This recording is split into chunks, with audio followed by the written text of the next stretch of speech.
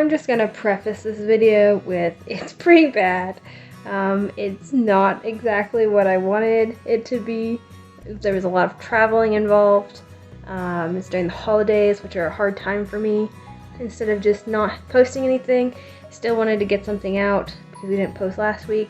The video is not the best. The audio's not the best. Since our car broke down, we ended up not being able to bring as much stuff as we were hoping to. So one of the things that got cut was the camping stoves. So we are just gonna be cooking on the Airbnb's electric stove. The goal of this video was to make vegetarian-friendly camping meals.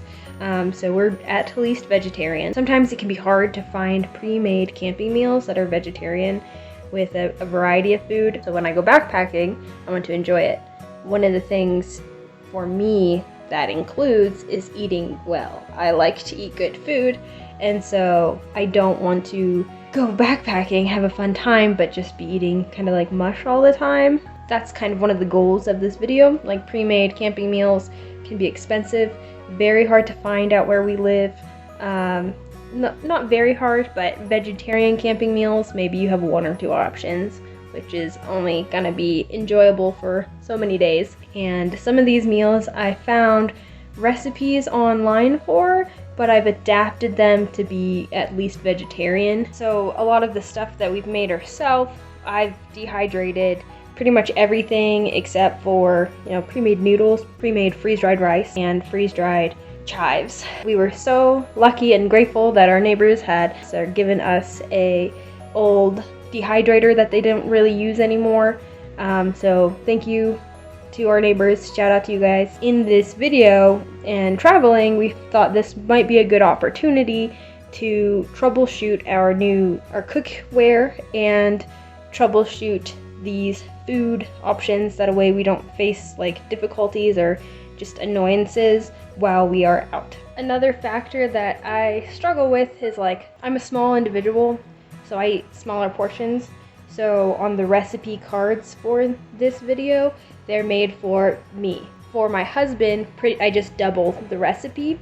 So that's what you'll be seeing is a single recipe for me and a double recipe for him. I just eat smaller portions. I don't want to have to deal with what do I do with leftovers. I don't want to have to pack it out. I just need it to be, more specifically portioned to someone my petite size. If you're making any of these recipes for yourself, take that into consideration, especially calorie count. For me, it depends on how much I'll eat in a sitting. Usually I just don't eat that much. I usually eat probably a quarter of what my husband eats. I'm someone who kind of snacks all day. I have to constantly be eating small portions or else I just crash. And so keep that in mind when it comes to calories. These are not gonna be like our sole source of food. We'll definitely have granola bars, we'll have freeze-dried or dried dehydrated fruit, nuts, all of these things, take into consideration, not just if you just have these portions and are a regular sized human, an average person, you'll probably be starving. This is very much catered to someone with my type of appetite. Yeah, go ahead, at least give it a try at home, the amount of calories we need daily versus backpacking versus camping with different amounts of, exercise, calorie, input, output needs. Also keep that into consideration, which is why we're troubleshooting these now. So here it is.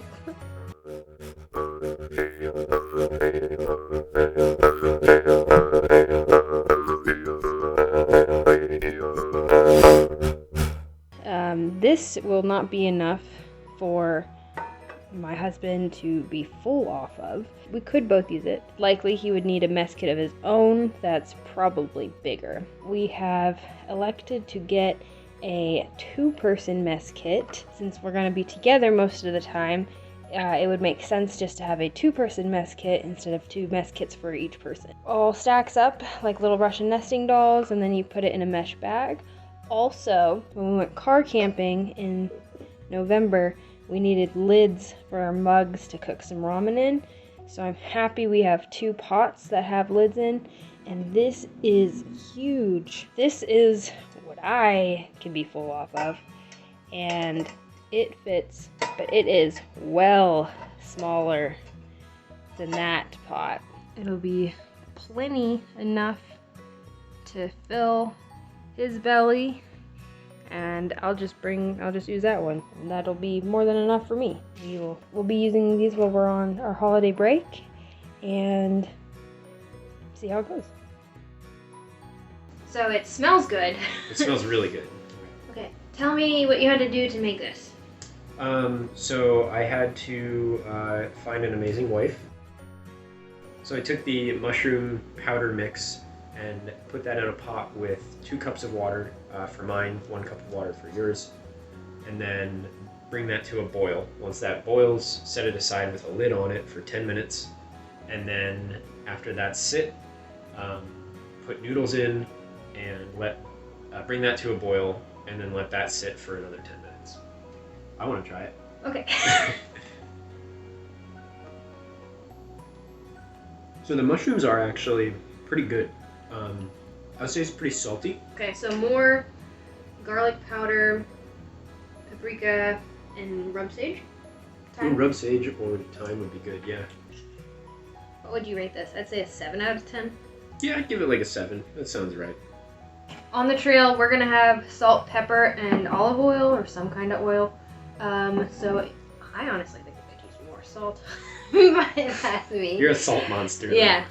We're gonna try a little bit of pepper, black pepper. The onion's really good in it. The black pepper added a nice touch. I think the black pepper allows the salt to give something else flavor. Curious, is there any kind of oil in this? Other than, so maybe like a touch of fat would help counteract the salt. Maybe like a teaspoon or 2 of oil. Yeah, it's probably like a teaspoon or 2. So I'm not gonna add these on any of the lists. Yeah, because that's kind of like a in the moment thing. Yeah. I love oil. Yeah. So this is really good. It's good. Gets this good approval. Today we're going to be trying the Pad Thai Ramen. I put the tofu with 2 cups of water in a pot, brought it to a boil, and let it sit for 5 minutes. I then added the seasoning packet and the noodles, brought it back to boil, and let it sit for 10 minutes. And now the last thing we have to add is our peanut sauce topper. Looking at it before I put the peanut sauce in, it looks really good. The tofu looks hydrated, but it's still pretty wet. And I was hoping for more of a creamy noodle dish rather than a soup dish. It smells really good. So we'll do less, see what less water does next time. This is the highest calorie meal we'll be talking about in this video. Smells good, smells really peanutty. The homemade dehydrated tofu is actually really holding its texture. When I get a block of tofu, I freeze it, thaw it, freeze it, and that gives it a nice spongy texture to absorb more flavor, I think. I was afraid it might disintegrate, but it had not. The noodles are really good. The flavor is really good in this. It's not too salty, considering it's just store ramen. The only thing I could think of is to cook it with less water, just so it's more creamy and less soupy.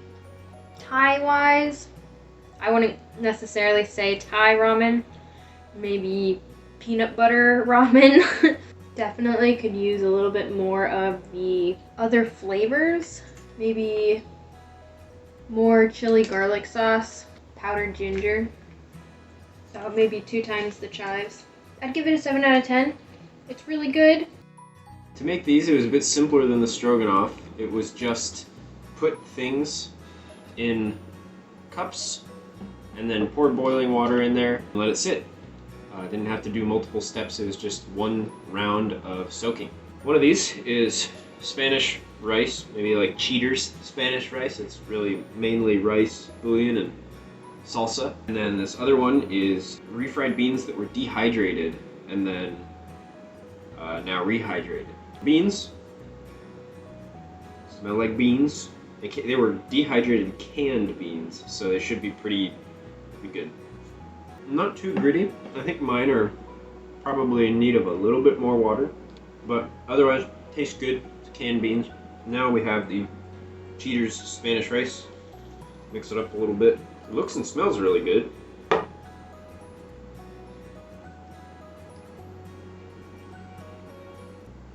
Yeah, that worked really well. It's a little salty, but I think that'll balance out because the beans are a bit more mild on the salt. And now we just create some burritos with these. That is a super good bean and rice burrito.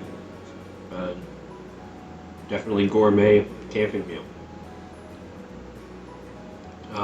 The rice and the beans definitely balance each other out.